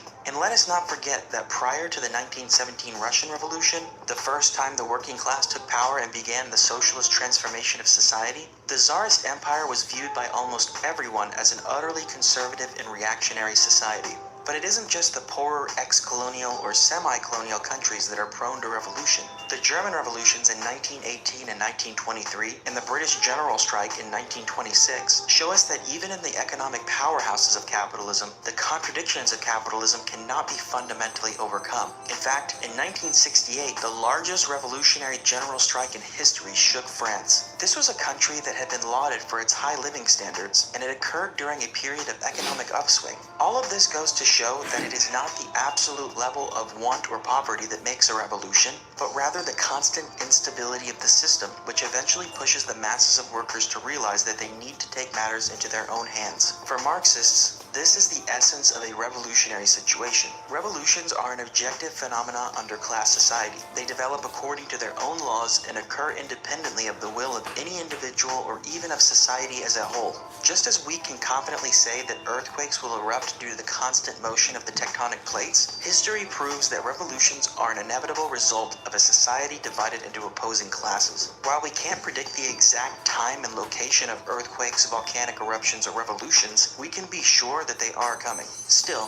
some argue that the US, with its advanced military and home to the richest people on Earth, is a unique beast. Surely this must be a special case, but this is ultimately just an inverse reflection of American exceptionalism. The idea that the US is somehow unique and fundamentally different from all other countries or civilizations. While it is easy for radical youth to reject the notion that the US is the best, it is ultimately the same kind of logic to argue that the US working class is uniquely inert and reactionary, or that communism is uniquely alien to American shores. In fact, communism and class struggle have a long and heroic history in the US, and the American working class has militant and revolutionary traditions. From the 1776 Revolution to the Revolutionary War to overthrow slavery in the 1860s, to the rise of the industrial working class and the building of the American labor movement, class struggle has deep roots in this country. And if all that were not enough, we should bear in mind that consciousness changes over time and is deeply impacted by events. According to a 2023 poll, 11% of the population, over 28 million adults, believe that communism is the ideal economic system. This means that a large swath of Americans are already communists. The broad trajectory of US society in the recent period gives us a sense of where things are headed. The 2008 economic crisis, the 2011 Occupy movement, BLM, the rise and fall of Bernie Sanders and the DSA, the recent uptick in labor actions and unionization campaigns, the pandemic and the 2020 economic crisis, and above all, the monumental 2020 George Floyd uprising show us that economic and political instability, and above all, the class struggle, are on the rise. Even greater events are in our future. The question is not, will revolution happen, but rather, when, and will we be prepared? This is what motivates the American communists to carry out our most pressing task, to build a revolutionary party capable of uniting the working class in a struggle to carry through the American Socialist Revolution. Once U.S. capitalism is overthrown, the final victory of the world socialist revolution will be squarely on the agenda. If you are a communist, then get organized with Socialist Revolution, the American section of the International Marxist Tendency.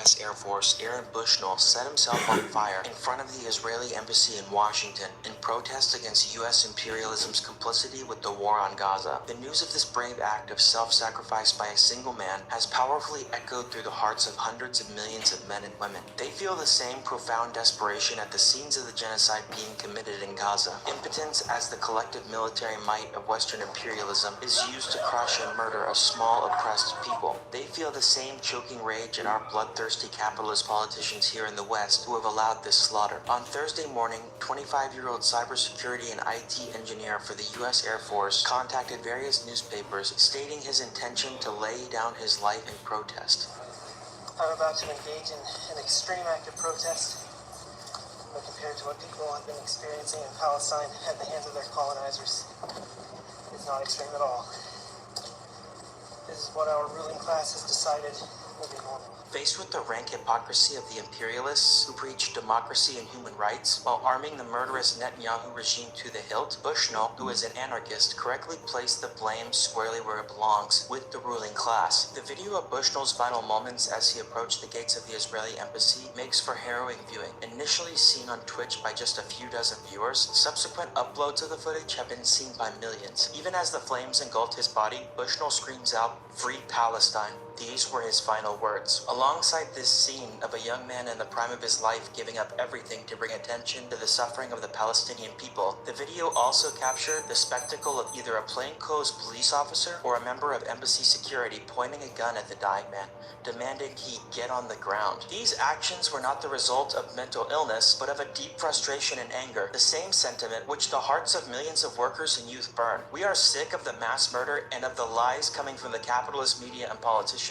in America and everywhere who attempt to blacken the reputations of those standing with Palestine while justifying Israel's slaughter. But Bushnell's message to the world was not simply one of anger. It also showed the desperate, seething need to do something in the face of all this injustice. Faced with the horrors of imperialism, millions feel the need to act. But as individuals, we seem impotent to halt the bone-crushing might of the imperialist juggernaut. A more powerful example of individual protest than that of Aaron Bushnell, who will forever be remembered, cannot be imagined. What is needed now is an organized expression to collect all of this rage into a powerful, invincible force, a revolutionary party that can challenge and overthrow this rotten capitalist system and the whole gang of imperialist war criminals, from Biden to Sunak, Macron, Schultz, Trudeau, each and every one of them. Bushnell's screams of Free Palestine will echo long after his death. What is needed is a volcanic revolution, channeling the righteous anger of the millions who oppose the ceaseless oppression engendered by capitalism and imperialism at home and abroad. Bushnell's protest is the most recent in a long history of self-immolations against imperialist war and oppression. More recently, the self-immolation of Tunisian street vendor Mohamed Bouazizi in 2010 against the grinding poverty and humiliation that he, like millions of others, suffered at the hands of the regime. This acted as the last straw for the revolutionary movement that erupted in Tunisia, ushering in the Arab Spring and the downfall of dictators. Today, the destruction of Gaza is radicalizing millions of people in the Middle East. Regimes throughout the region hang by a thread. The possibility of a new Arab Spring is in the air, terrifying the imperialists. Similar revolutionary developments are on the order of the day all over the world. The question of Gaza has become a key factor in the radicalization of hundreds of millions. The same mood is building everywhere. What is needed is organization and a clear revolutionary program to expropriate the capitalists and carry through a communist revolution. Only this can turn rage and despair into revolutionary hope and a force that will change society. Free Palestine, Intifada until victory, revolution until victory.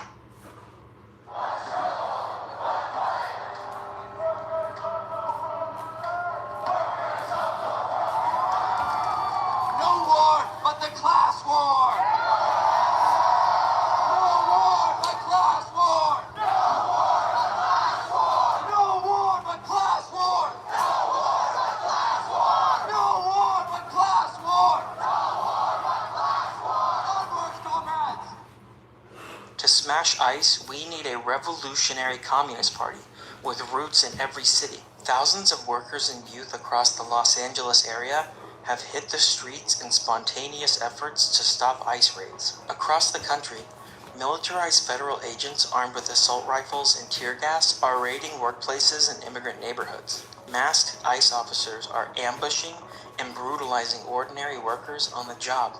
This violent campaign of terror is an attack on the entire working class, calculated to distract, divide, and instill fear.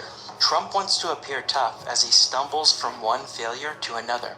He promised to raise living standards for American workers. Instead, he is plunging the economy into a crisis that risks spiking unemployment and inflation, and planning to cut Medicaid and other essential services. So Trump needs a distraction, but he's playing with fire. It's been 5 years since the George Floyd uprising sent Trump hiding underground into the White House bunker. His provocations risk igniting another mass movement. Some protests have reached over 10,000 participants. In response, Trump federalized 2,000 National Guard troops and sent in 700 Marines. California Governor Gavin Newsom complained about the blunt force and purposefully inflammatory tactics of the Trump regime. Like other Democrats, he simply prefers a more surgical approach to terrorize immigrant workers. No matter which party is in power, an anti-immigrant policy is pursued. The Democrats' cynical public posturing is pure deception. Obama and Biden each deported more people than Trump did in his first term. Newsom himself has proposed barring immigrants without legal status from receiving health care through Medi-Cal. Neither party is here to serve us. The only defense against these raids will come from the workers themselves, and the militant mood that has erupted in the face of these raids is a sign of things to come. But as the experience of 2020 shows, mass spontaneity on its own is insufficient to effectively fight against the armed bodies of the state. What is needed is mass working class action and organization. These protests should be staging grounds for the coordination of mass assemblies. Neighborhood defense committees like those seen during the George Floyd uprising should convene across LA and anywhere else threatened by ICE attacks. Democratically elected councils should be formed and linked up to coordinate protests and strikes nationwide. Most of the munitions being used on protesters are produced in California. Delegates from these councils could reach out to munitions factory workers and call on them to lay down their tools and strike. Organized labor should step up into the fight and coordinate a class war response, including protests and strikes. Already, the state has come down hard on labor. Cops beat up and detained President of the California SEIU, David Huerta. He was hospitalized for a head injury. The SEIU has 700,000 members just in California. They could spearhead a mass movement against Trump's attacks. Nationally, the AFL-CIO could mobilize millions of workers in solidarity and launch a drive to organize the unorganized, documented or not. The only way a movement can be organized effectively is if it is led with class war methods. To smash ICE, we need a revolutionary communist party with roots in every city. Through nationally coordinated action, such a party could obliterate all barriers preventing the workers from winning political and economic power. The revolutionary communists of America are building such a force. We stand shoulder to shoulder with our class in the fight, not only against the racist and xenophobic administration, but against the entire rotten capitalist system it serves. We fight for the immediate and unconditional legalization of all undocumented workers, an end to all racist immigration controls, and for quality jobs, healthcare, education, and housing for all. We will fund all of this by expropriating big business under workers' control while dismantling the capitalist state, including ICE, Border Patrol, the police, detention centers, and prisons. This is the kind of program that can arm the labor movement for the struggles ahead and transform it into an unstoppable force.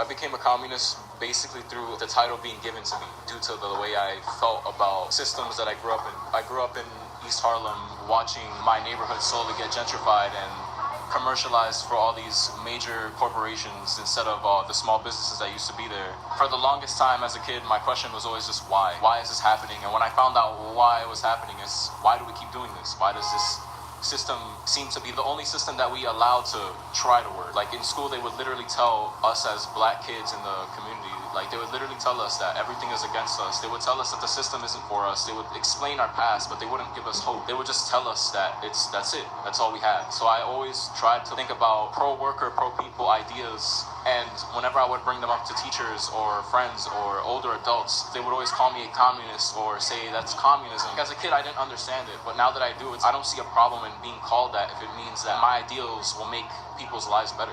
Growing up in Mexico, you always ask the question of why is there so much poverty around? Why do mothers and their children have to come up to your car, like just begging for spare change? I never got a good answer to that. They would say like, oh, you know, they just didn't work hard enough, or just like the system was just not working for them. Why wasn't it working?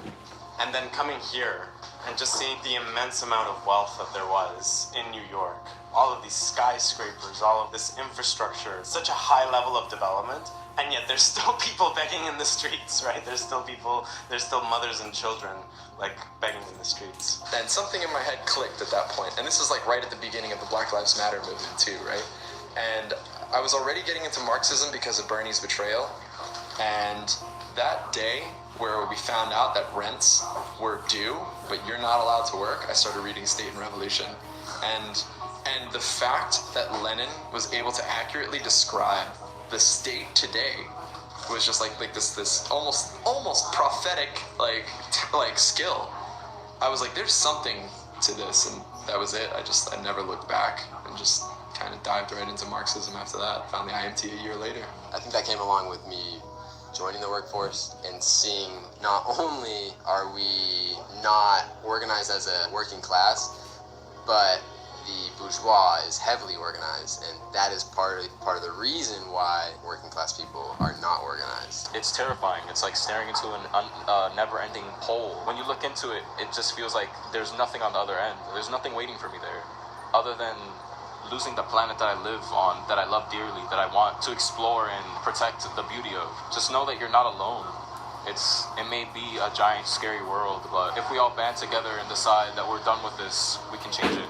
And I truly do believe that. It's not about what's best for you, the worker. They don't care about your input. They don't care about your well-being. They only care about lining their pockets. There's a huge mass of unemployed people in this country, even in the area, that are looking for work, that are looking for jobs. But why can't these people be put to work? Because it's too expensive to pay for that many wages, and it cuts into corporate profits. And so this is a huge problem. If you own the means of production, it would be totally different, because instead of working for a wage, you have a stake in the product that you're making, and so the more you work, the more you get, basically. When I joined, it was more of like just kind of like this anxiety to fight back. But as I really became more and more involved, it stopped being like, oh yeah, I'm a communist, you know, I'm fighting for the right thing, to no, I'm a communist and I'm going to overthrow capitalism. This is what I'm going to do. It's all these people who are sacrificing things. There's got to be something to this communism that I should look into. Something I definitely try to paint to some of my coworkers, and some of them are responding very, very positively to these remarks. It's only going to get worse, and this is going to make people wake up. You know, events change consciousness. People are going to start, looking for revolutionary conclusions. And if you're a student, if you're at work, you need to be that person that people can come to when they want to get organized. You need to organize your student body, you need to organize your workers, and it starts with studying theory, and it starts with finding organizations like the IMT. That led me to step out of the online sphere and focus on what's happening right in front of my face. Not just carry the ideology of a communist, but carry the action of a communist.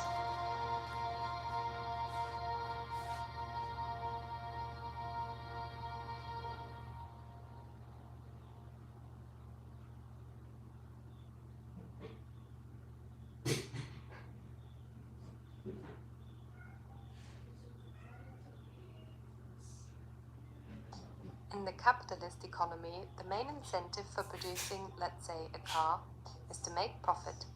A capitalist who owns a car factory hires workers to produce and assemble the different parts of a car. At the end of the day, the capitalist is interested in a higher return than the money he had invested in the beginning.